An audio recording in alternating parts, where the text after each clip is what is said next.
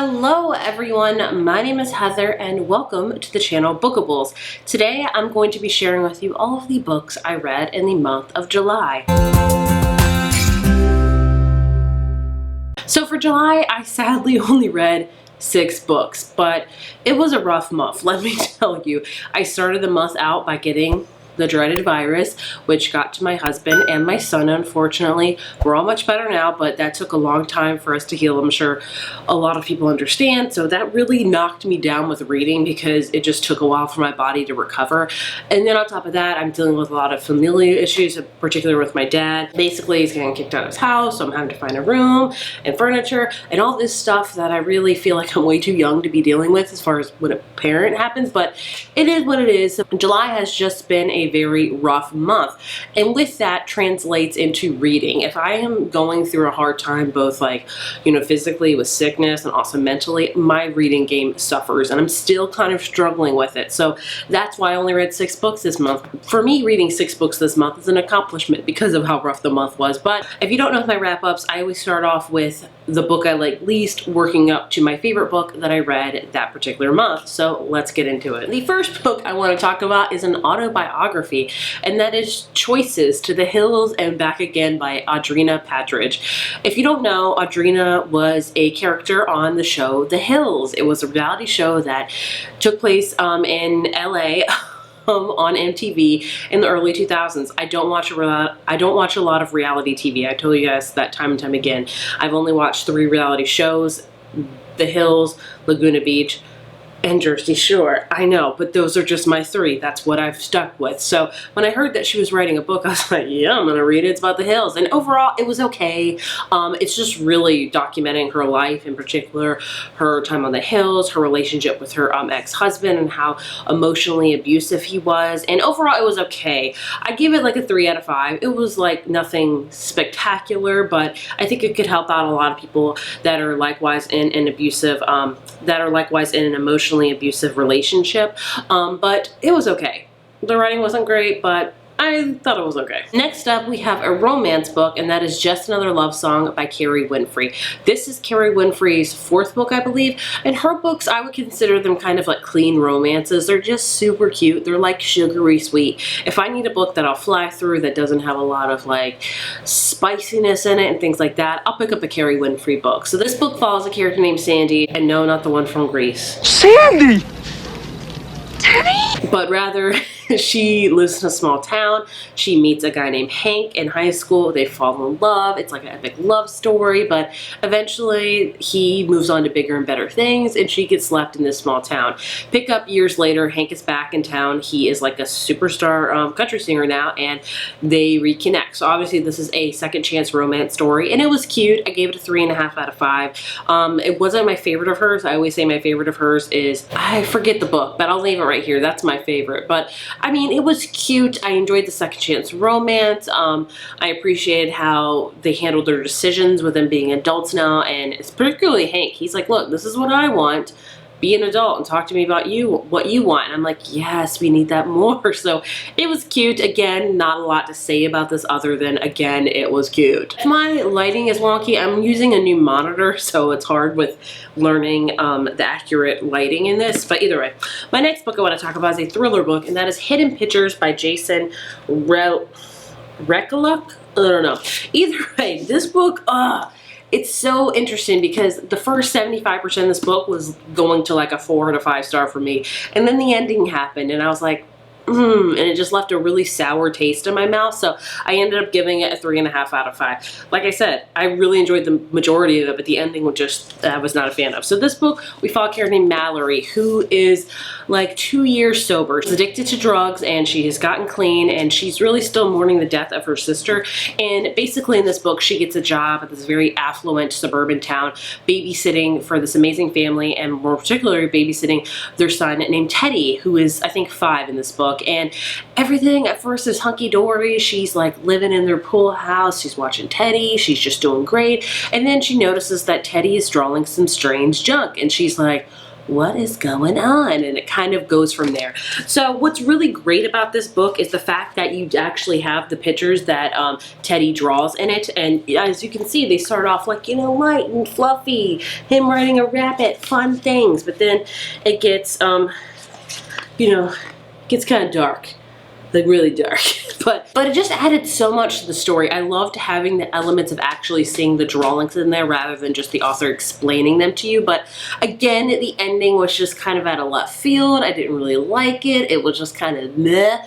But overall, I enjoyed it. 3.5 out of 5. If the ending was different, it would have been a lot higher. Probably would be on like my favorite thrillers I've ever read. But I need to know if he's read, I need to see if he's written any other books, because I did enjoy his writing style a ton. Very easy to get through. Next up, we have the other thriller that I read this month, and that is Stay Awake by Megan Golden. This is her 3rd book. This one doesn't release till August, but I was very excited to read it because I really enjoy her books.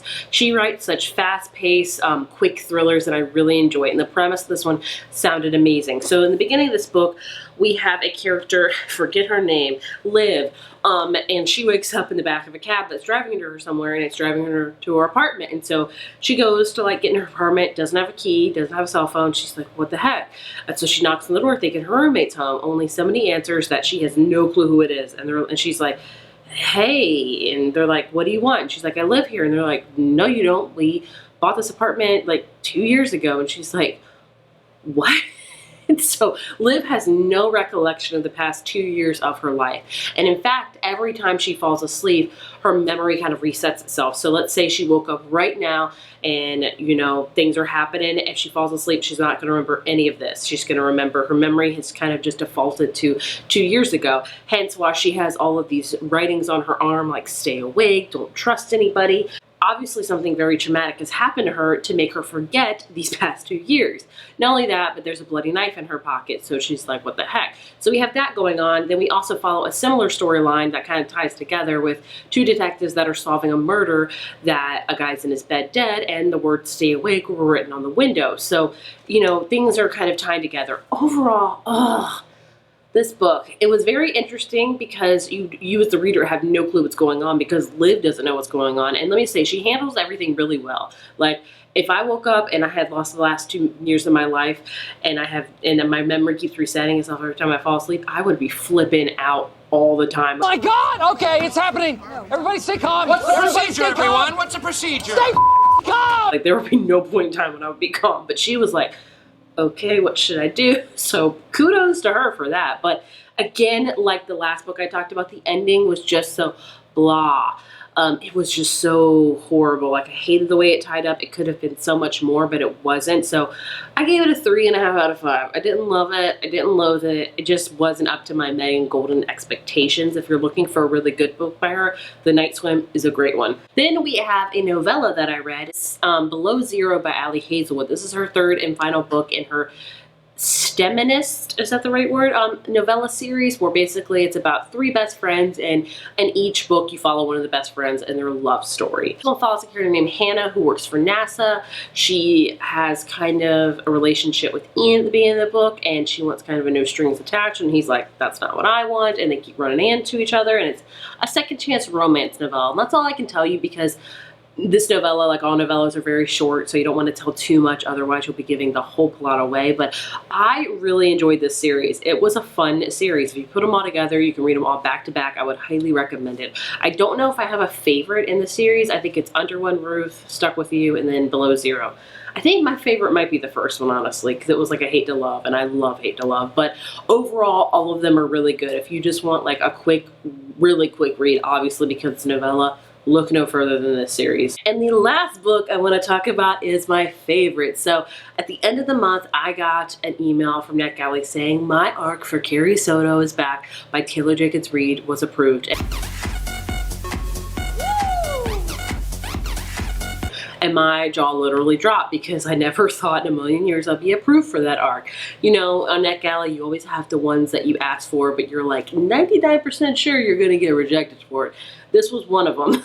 And so it's been sitting in there for like 3 months, and I finally got approved, and I was like, what? I stopped everything and had to read it, and I Loved it. 5 out of 5. Talked about this. I read it in a reading vlog. I'll link it up here, and I will be having a separate video talking all about particularly this book. So if you don't know, I'm surprised and not surprised I gave this book a 5 out of 5 because I love Taylor Jenkins Reid's books. Majority of her books, except for one, I've given a 5 out of 5.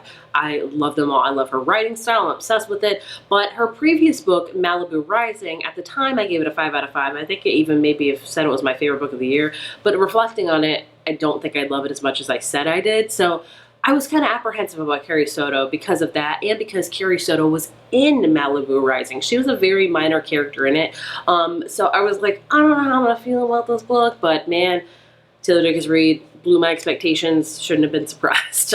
So if you don't know about this book, it's about a character named Carrie Soto, who is a professional tennis player, and the book starts off with her journey becoming a tennis player, how her dad moved here from Mexico, and how he was kind of professional, and ever since she was born that she was going to be the best of the best. And so her whole life has been nose to the grindstone, being the best of the best forever. So the book starts off with that, and she's also retired at the beginning of this book. She won so many opens: Wimbledon, the US Open, the French Open, the Australian Open. I only know this because I just read the book, otherwise I have no clue about tennis. But she went out when she retired being the top of the top, the best of the best. And then, you know, a few years later, she's 37, she's watching tennis matches, and this girl is about to take all of her records, and she's like, nah, I worked so hard for that junk, and I'm not getting them taken away. So she decides to come out of retirement to defend her titles. And the whole book does that. So in this book, you get a whole bunch of timelines. You get her when she started, and obviously now when she's coming out of retirement. And I loved it. This book really delves into Carrie Soto as a person, how she's so hardcore. The media labels her as the battle axe, and how that's affected her and her friendships and her love life and her professional life and her relationship with her dad.